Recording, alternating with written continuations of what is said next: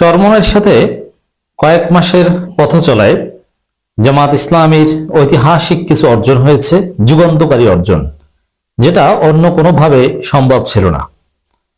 জামাত already যা পাওয়ার সেটা পেয়ে গিয়েছে চরমনাইয়ের সাথে জোট থেকে। যা হারিয়েছে অবশ্যই এটা থাকলে ভালো হতো, বাট ইটস ভেরি লিটল। হয়তোবা বাকি যেটা পাওয়ার ছিল এর মানে 3% এক্সট্রা ভোট, এই 3% ভোট পেতে যে হয়তোবা 15% কিছু হারাতে হতো। আল্লাহ যা করে ভালোর জন্য করে, অথবা ঘুরে ফিরে তারা আসতেও পারে, দ্যাটস ডিফারেন্ট। বাট সোফার যেটা ঘটেছে যে জামাত জোট থেকে চরমনাই বের হয়ে গেছে, অথবা আপনি যদি শায়েখে চরমনাইয়ের ভাষায় বলেন 11 দলীয় জোট থেকে 10 দলীয় জোটকে বের করে দেওয়া হয়েছে। অবশ্য শায়েখে চরমনাই কেন, গাজী আতাউর রহমান সাহেবও অনেকটা সেম কথা বলেছেন, কারণ তিনি বলেছেন তাদের ওয়ান বক্স পলিসি আছে, চাইলে আসতে পারে। এমনকি জামাতের সাথে যারা আছে তাদেরকে বলেছে তারা যেন বের হয়ে আসে। তো দর্শক, 11 দলীয় জোট থেকে 10 দলকে চরমনাই বহিষ্কার করেছে। চরমনাইকে খুশি করার জন্য, শায়েখে চরমনাইয়ের সম্মান রক্ষার্থে এটা আমরা বলতে পারি। তো সেই জায়গায় এখন পর্যন্ত যে স্ট্যাটাস, এর মানে চরমনাই জামাত জোট থেকে বের হয়ে গেছে। এখন পর্যন্ত জামাত যা অর্জন করার করে ফেলেছে, জামাত যা অর্জন করেছে সেটা যুগান্তকারী, সেটা অনেক বড় কিছু। আর চরমনাইয়ের অর্জন আছে ডেফিনেটলি, তবে জামাতের অর্জনটা বেশি। দেখেন, এটা বুঝতে হলে প্রথমে আপনাদেরকে বুঝতে হবে যে চরমনাইয়ের রেলেভেন্সটা কি বাংলাদেশের রাজনীতিতে। গত 15 বছর হাসিনা চরমনাইকে এত মূল্যায়ন করতো কেন? আপনারা দেখেছেন যে শায়েখে চরমনাইয়ের দাওয়াতে স্বরাষ্ট্রমন্ত্রী যেত, চরমনাইয়ের প্রোগ্রামে পররাষ্ট্রমন্ত্রী যেত। ঢাকার কসাই আসাদুজ্জামান খান কামালের সাথে চরমনাইয়ের পীর সাহেবদের যে ডলাডলি এবং ঘষাঘষি, সেই ছবি এখনো আছে। কেন? চরমনাইয়ের তো মুরিদ আছে, ভোট নাই, তার নাম চরমনাই, এটা ওয়েল নোন এবং ইটস এস্টাবলিশড, ইটস ফ্যাক্ট। কিন্তু হাসিনা কেন এত মূল্যায়ন করতো? ভারত কেন হাসিনাকে চরমনাইকে এত মূল্যায়ন করতো? এবং এই মূল্যায়ন পেয়েই সমস্ত আলেম ওলামারা যেখানে নির্যাতিত হয়েছে, অনেক আলেম ওলামা ফাঁসিতে ঝুলেছে। মামুনুল হকের উপর যে কি ভয়ানক নির্যাতন, বছরের পর বছর জেল খেটেছে, মামুনুল হক মুক্তি পায় না, পায় না, পায় না। কি নৃশংসতা! সুস্থ সবল তেজস্বী মামুনুল হককে কি করে দিয়েছিল, আল্লাহ আবার তাকে আগের জায়গায় ফিরিয়ে এনেছেন।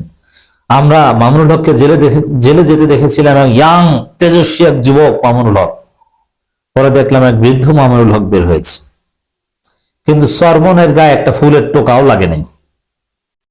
হাকিকতটাকে হাসিনা কেন তাদেরকে এত মধু দিয়ে এত সুন্দরভাবে রেখেছে?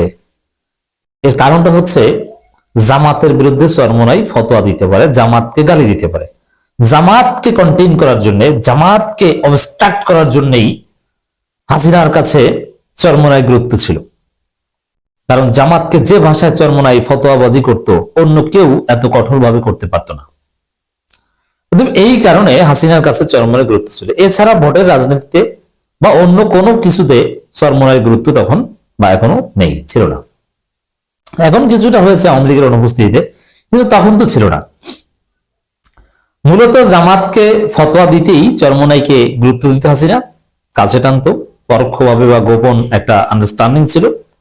এবং এটা হাসিনা আরো কাজে লাগিয়েছে, চরমনাইকে সুযোগ সুবিধা দিয়ে বিভিন্ন স্থানীয় সরকার নির্বাচনকে জমজমাট করেছে, অংশগ্রহণমূলক হাইপ তৈরি করতে পেরেছে চরমনাইয়ের অংশগ্রহণের মধ্য দিয়ে। যেমন সর্বশেষ বরিশাল সিটি কর্পোরেশন নির্বাচনের কথা যদি বলি, শায়েখে চরমনাই অংশগ্রহণ করেছে বলে একটা নির্বাচনী আমেজ ছিল, অথচ ওই নির্বাচন ছিল একটা অবৈধ নির্বাচন, ভোটারবিহীন গণতন্ত্র হত্যা নির্বাচন।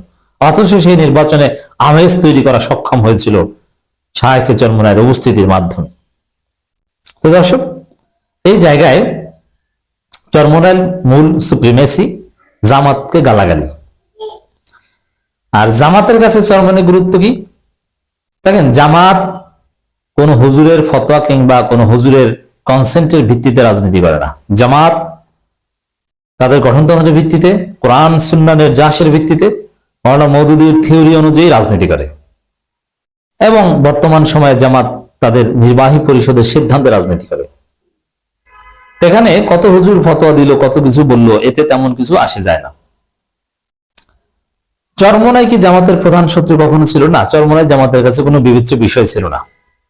তারপরেও চরমোনাইয়ের যে গালাগালি বা ফতোয়া, এটার একটা প্রভাব জামাতের জনশক্তিদের উপর ছিল। কারণ জামাতের জনশক্তি বা আলেম ওলামাদের একটা অংশ এই গালাগালির জবাব দিত, এগুলো নিয়ে পড়ে থাকতো।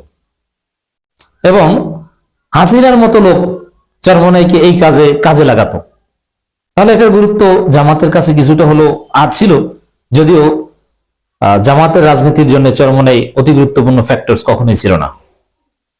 তো এই জায়গায় চরমোনাইয়ের রাজনৈতিক পথ চলা থেকে বা একদম তাদের বিগিনিং থেকে শুরু করে সোফার 5 আগস্ট পর্যন্ত জামাতকে যত প্রকার গালাগালি ফতোয়া আছে সব দিত। যেমন মওদুদি কাদিয়ানি ভাই ভাই, জামাত কোন ইসলামী দল না, জামাতকে কোন ইসলামী দল প্রমাণ করতে পারলে তওবা করে চরমোনাই জামাতে যোগ দিবে। জামাতের সাথে জোট করা জায়েজ নাই, শয়তানের সাথে জোট করা জায়েজ, অনেক কিছু। জামাতের ইসলাম আর মদিনার ইসলাম এক না, এরকম অনেক প্রান্তিক ফতোয়া ছিল এবং সাপ বেজির মতো সম্পর্ক ছিল জামাত চরমোনাইয়ের মধ্যে। কিন্তু জামাত সেন্ট্রালি চরমোনাইকে ওইভাবে কখনো গুরুত্ব দিত না। কিন্তু মাঠ পর্যায়ে বিশেষ করে আলেম ওলামাদের মধ্যে এটা নিয়ে ইখতিলাফ ছিল। জামাতের আমির হামজারা অনেক বড় বড় কথা বলতেন চরমোনাইয়ের বিরুদ্ধে। চরমোনাইয়ের এই দীর্ঘদিনের ফতোয়াবাজি এই গত কয়েক মাসের জামাতের সাথে ঐক্যবদ্ধ পথ চলায় মূলত জামাত চরমোনাইকে থামিয়ে দিয়েছে নজিরবিহীন ভাবে, চমৎকার ভাবে। একসাথে যেভাবে পথ চলেছে, জামাতকে চরমোনাই ইসলামী দল হিসেবে স্বীকৃতি দিয়েছে, জামাত চরমোনাই ইসলামী মহা ঐক্যের স্বপ্ন বাণী শুনিয়েছে মানুষকে, একসাথে 8 বিভাগে মহা সমাবেশ করেছে, কাঁধে কাঁধ মিলিয়ে চলেছে, হাত পাকা দাড়িপাল্লার মধ্যে কোনো পার্থক্য রাখে নাই, এক দল আরেক দলকে ইমামতিতে ঠেলে দিয়েছে, কেউ কারো মধ্যে বেদাতও পায়নি, আকীদাগত সমস্যাও এখানে কোনো বাধা হয়ে দাঁড়াতে পারেনি। বরং কমন এনিমির বিরুদ্ধে গত কয়েক মাসে জামাত চরমোনাই ঐক্যবদ্ধভাবে লড়েছে। সেই জায়গায় জামাতের বিরুদ্ধে জামাত চরমোনাইয়ের পক্ষ থেকে, চরমোনাইয়ের প্রতিষ্ঠিত হওয়ার পর থেকে এখন পর্যন্ত যা হয়নি, এই কয়েক মাসের পথ চলায় জামাতকে চরমোনাইয়ের পক্ষ থেকে বৈধতা দেয়া হয়ে গেছে।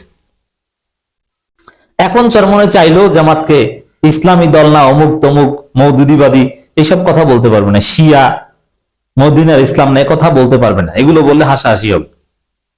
এতদিনের পথ চলার মাধ্যমে চরমোনাইয়ের এই বৈধতা দেয়া হয়ে গেছে জামাতকে।